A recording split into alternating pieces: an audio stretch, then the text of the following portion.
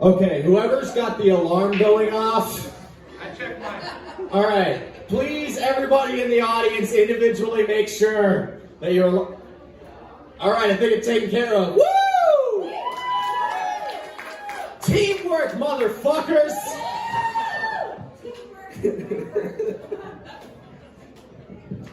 Do you think that dogs that do things like rescue people from burning buildings hate the term rescue dog? Because I know I would. Because if I were one of those dogs and I showed up to the rescue dog convention and everybody there was just a bunch of chihuahuas, I'd be upset. Like, everybody would be talking about their adoption experience and I just barge in and go, "You call yourselves rescue dogs? How dare you? Making your owner slightly less depressed is not the same as rescuing them." Look, I don't bust my ass all day just to get my valor stolen by a bitch-ass Yorkie who can't stop eating cat poop. And you think you're brave? You're gonna call yourself a rescue dog? The bravest thing you've ever done is be in the same room as a vacuum cleaner. And it wasn't even on. I sniff out landmines. We are not the same.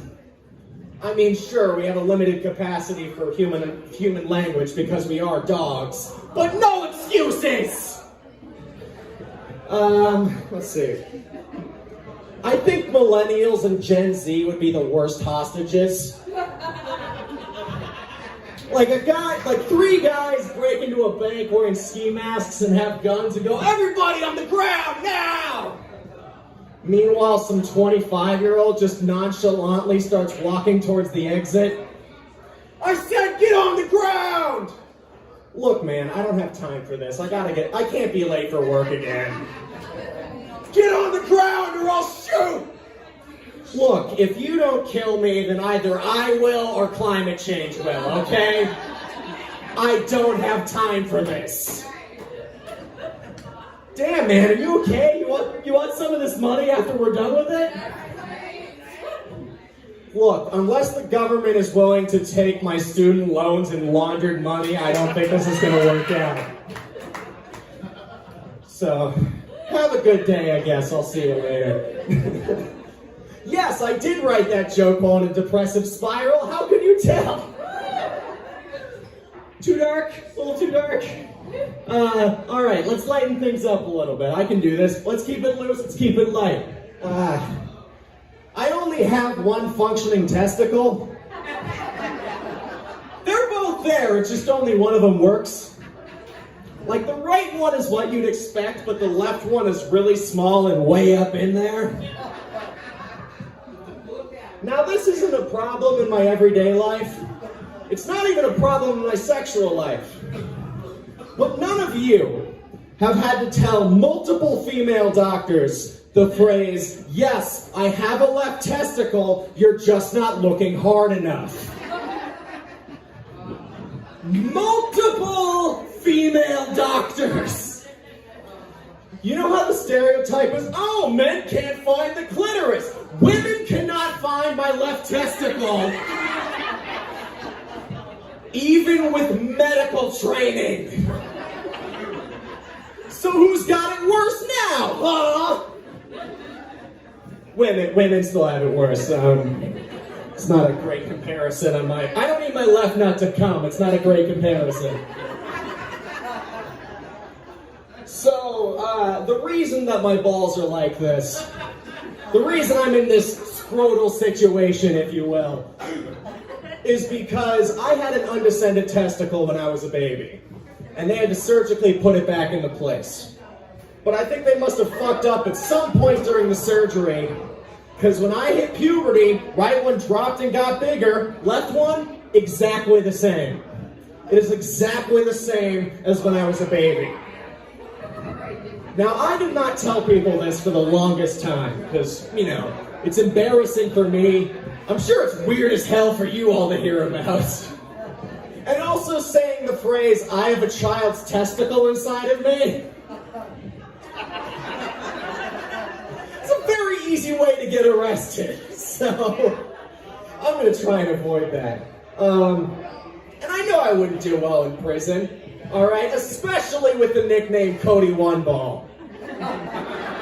Actually, I know for a fact I wouldn't do well in prison, because whenever I tell this joke, other comedians come up and try and ask to see or feel my balls. They borderline sexually harass me out of curiosity. And the point is, I don't think that situation is going to get any better when I'm surrounded by actual sex offenders. Well, convicted sex offenders. We are in comedy after all. Sorry, spoilers if you didn't know. A lot of comics are terrible people. Not me though, trust me. Give me your money.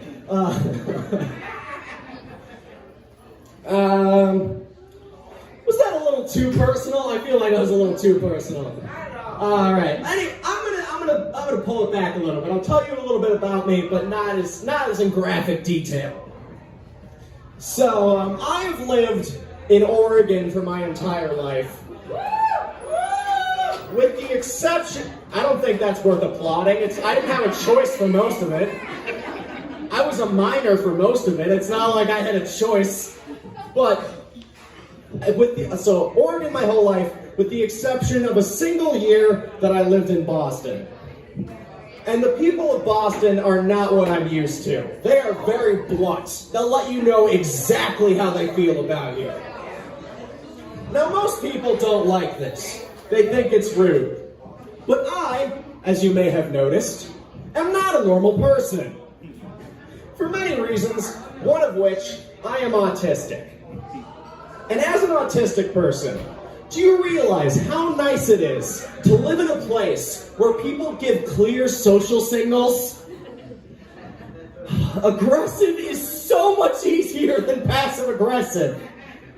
Alright, now if you haven't lived on both coasts, you're probably wondering what I'm talking about. And I can tell you, I'll give you examples for both. I'll start with the West Coast. And if you're from the East Coast, don't worry, I will get to you. But y'all already get shit 3 hours before the rest of us. Yeah, you can be patient for once in your goddamn lives. Alright. So, West Coast. Let's say you're getting on like a crowded bus or train. It's got like 2 seats left. What you gotta do, if you want to sit down, is look at the empty seat, look at the person next to it, very publicly look around the rest of the bus to make sure there's nobody more worthy of the seat than you.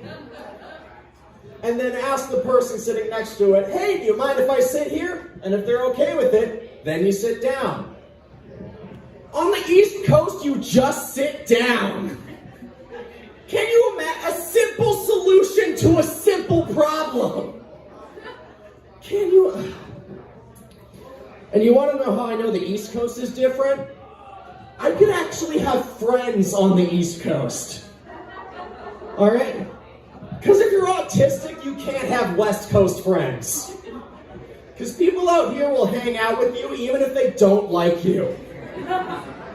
And they'll just ignore your texts and space out when you talk until you get the hint. And I don't know if you know about people like me, we're not the best at getting hints.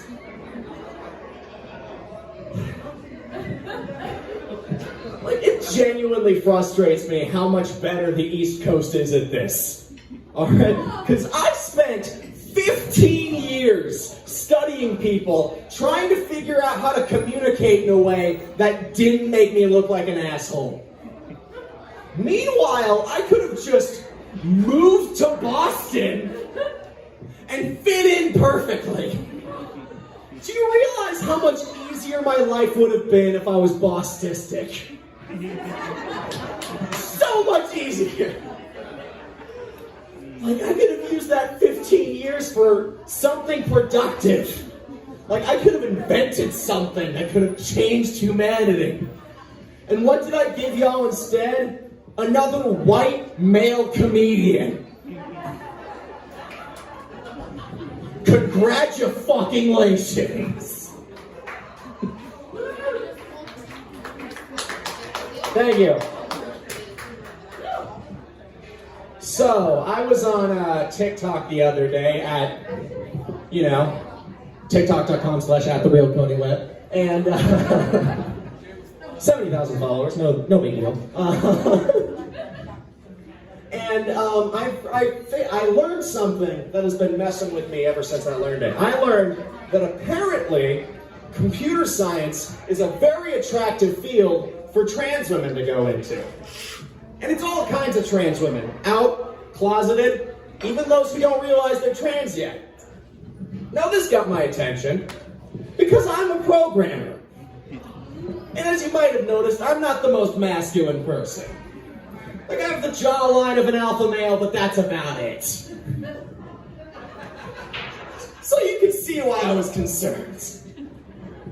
But I want you to know, even if I do realize that I'm a woman, I'm not going to change anything, okay? I'm not going to change my name. I'm not going to transition. Why? Because I already have the perfect programmer name. My name is Cody Webb, and I code on the web!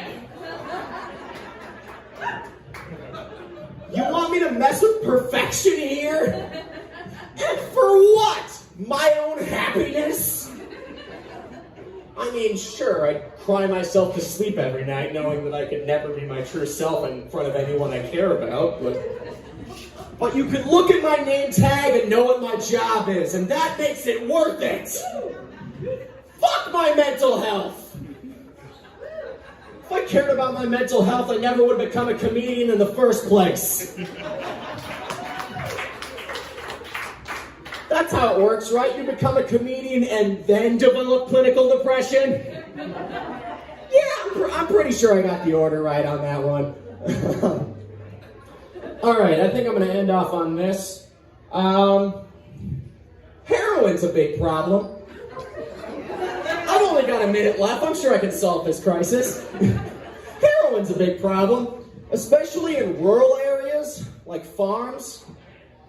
But you'll never hear about it because they keep hiding their needles in the haystack. Oh, now you tell me that's the kind of shit you're here for. Why did I turn the mic off during my speaking? I don't know.